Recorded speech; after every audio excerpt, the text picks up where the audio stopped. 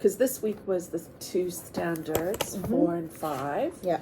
Where you're read the poem together. Yeah. Right. It's that 10 to 2 rule, right? Yeah. You had, I loved the way you opened, right? So you had those expectations for active listening.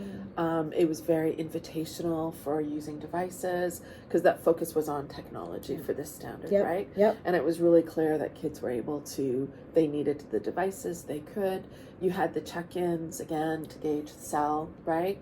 Sort of that, and that, like the connections you made to adversity, perseverance, and resilience.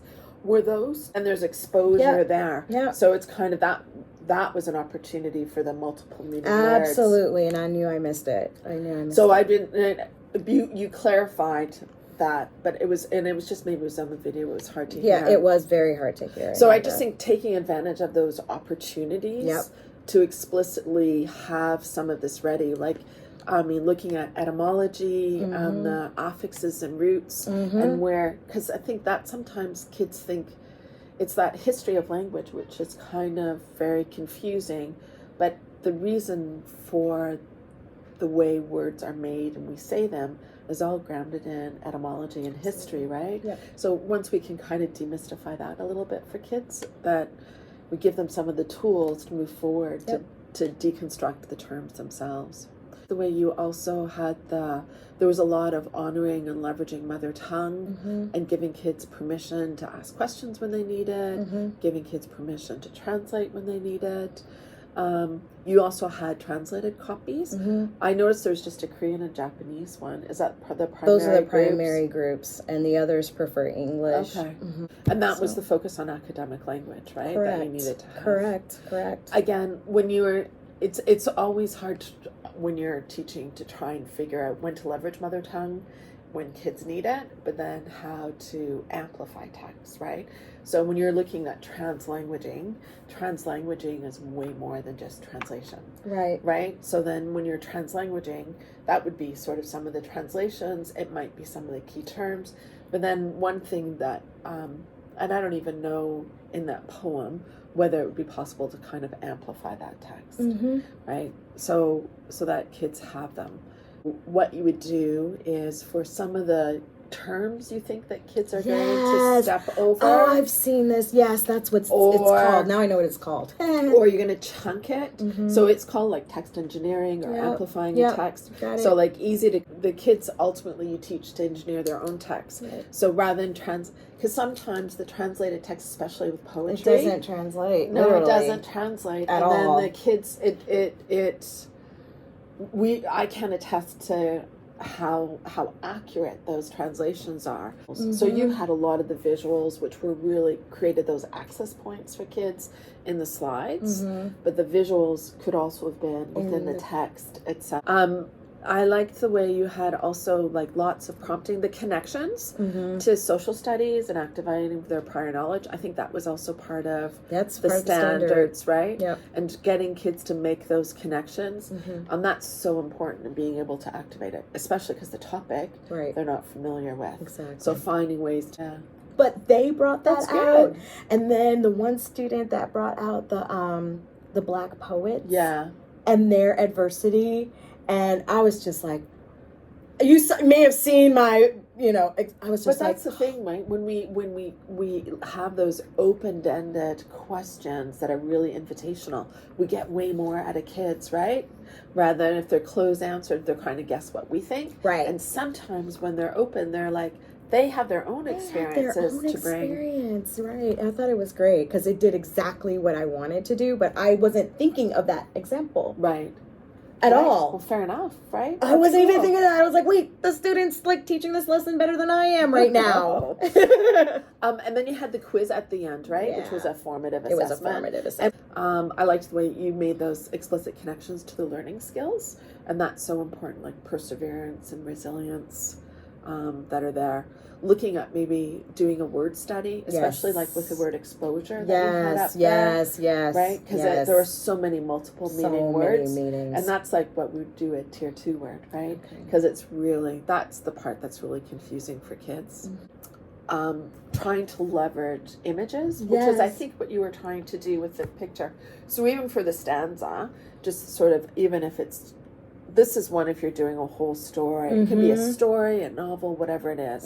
But then you can just break it up, and then when you read it, get the kids to sketch the images or the emotions or what colors they think would be with it. Yes. And then the next one is like summarize. Then they share their sketches with a partner, and then they go and say, you can change what, you summarize what the story is, or what are the emotions, or what are you noticing? Yeah. Well, you can customize this, but it's a way of building in, again, talk within a lesson. So it's really the student should be doing all of the work in the lesson, not us. I was wrong. So then this lesson helped prepare them for that identification. That's what I'm hoping. So it was the focus on the terms that were there, right? That was the focus. Language. Absolutely.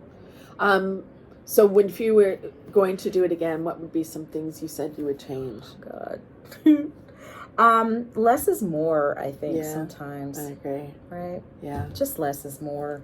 I'm trying to throw in all this stuff. I'm trying to attack it from all these different angles.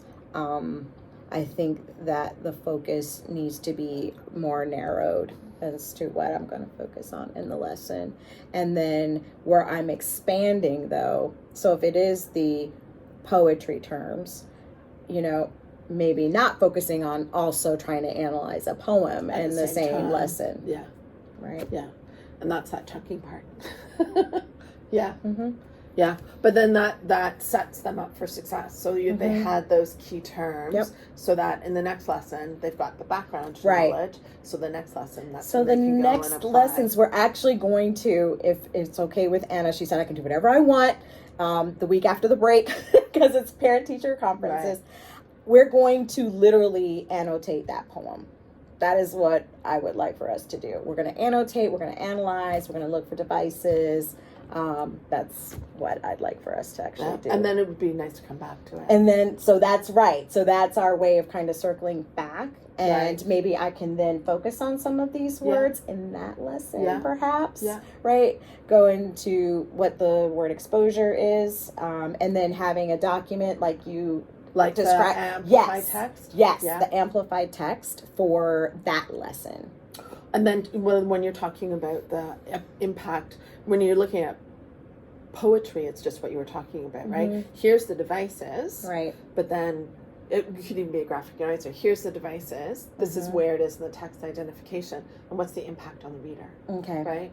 So then that kind of gets that next level of analysis, right? When you're talking about the sound, right? So what part would the students do in this lesson is where I'm trying. All of that. They do all of it. They do all of it. So the kids have to do the hard work, man. Yeah, right. They have to do the work, not us. So wait, go back to the amplified text.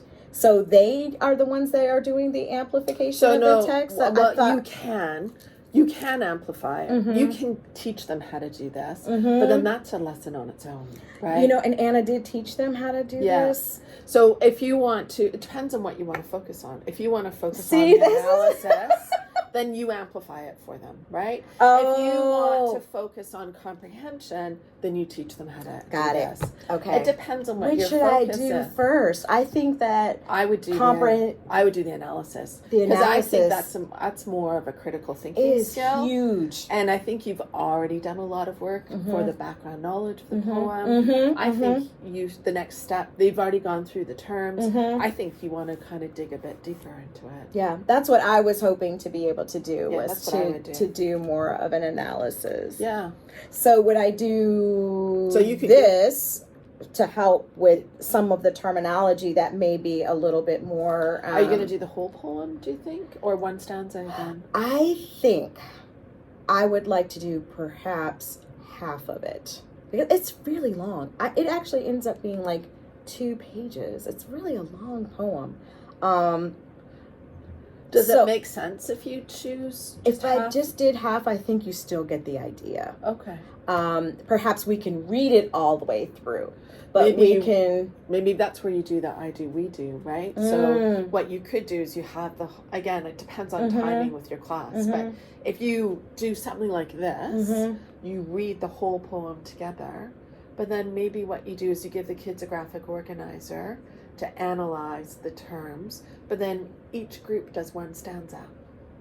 So you jigsaw it. So then Yes. maybe you're going to have a pair Got it. or a trio Yep. do one stanza, Yep. and then they have to teach it to Got another it. group. I love that. So then again, that's where you can model one. Yep. For what you want. Yep.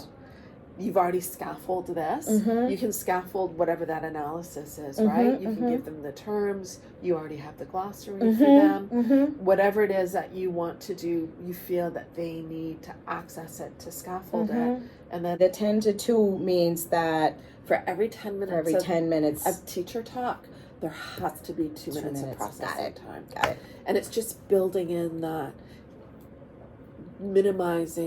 just building in those opportunities for kids to process. Right. Especially multilingual learners that are so much information that they need to have those moments to pause and process. Yep. Process instructions to make sure they've understood, talk to each other, Mm-hmm. because then if that's not with each other, then you're always going to get the same people replying and answering questions. And that's what's happening. Right? I'm getting the same two. So when you It's ask Chloe and Hamza. Those two are the ones. So when you ask a question, there are times when you want to ask a question to the whole class. Mm-hmm. But I find even with that, turn and talk to your neighbor, then everyone has that. Got it. You build in that think time. Exactly. You build in that wait time. Yep. That multilinguals need. Like some multilingual learners, they said on research, right? They need between at least 1 to 2 minutes of think time. Yep. And it's that 2 minutes is really hard to sit in silence. Sure. But you build that think time in with Got it. processing. Thank you so much. Yeah.